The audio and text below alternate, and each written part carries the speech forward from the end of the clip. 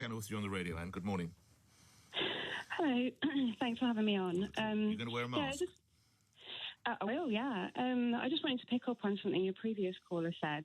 The odour molecules are tiny. They are 100 to 1,000 times smaller than viral particles. So that is why you can smell things, but it doesn't mean the mask is not going to be tracking viral molecules. Are you in this field? I'm not in the. I know quite a lot about masks because I was very, very badly affected by a COVID infection in 2021, and then I educated myself and found out about how to protect myself. And the reason that people think that masks don't work is because the public health messaging about face masks has been so poor.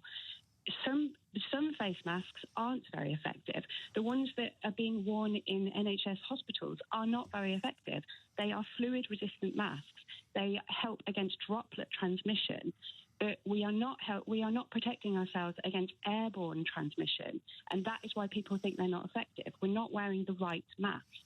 And if the Public Health Organisation gave out the correct information to the public about how to protect themselves, then we would not be having stupid comments like your previous caller and saying that there's dodgy evidence about masks. Why? There is evidence that effective face masks that protect you against airborne transmission will stop you from being infected with airborne diseases, including COVID. And I just want to pick up on the fact that you keep saying back in COVID days, during COVID, COVID is still circulating at high levels. And we've just recently had a massive COVID wave. So the pandemic it wasn't declared over. It is ongoing. And I know that goes against what people would like to do. How do you know this? How do I know what? All the information you've just put forward.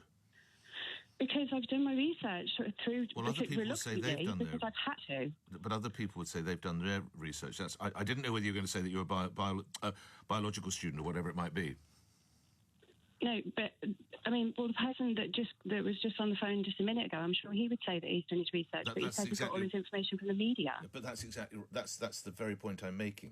Do you see what I'm saying? You say, well, I've done my research. Well, someone else could now ring and say, well, I've done my research, and it was proven they had absolutely no effect. And I agree. So go ahead. I agree with you, but the point is that it's the public health agencies that are letting us down.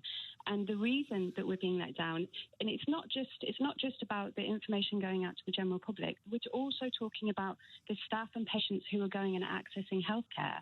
So the infection protection and control guidelines in the NHS still don't acknowledge airborne transmission of flu and COVID.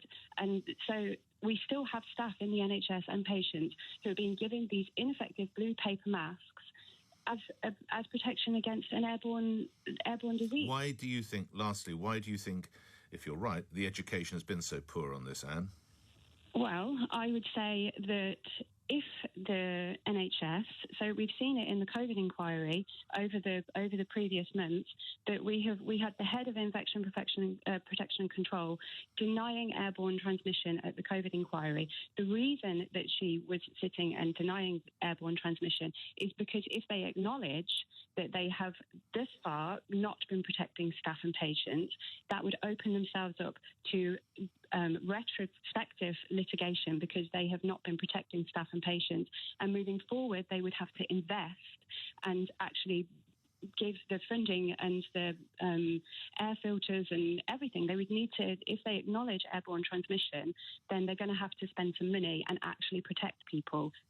Must leave it there to get others involved. Anne, thanks for all your background. If you agree, do get involved. If you don't, do give me a call. Haley's in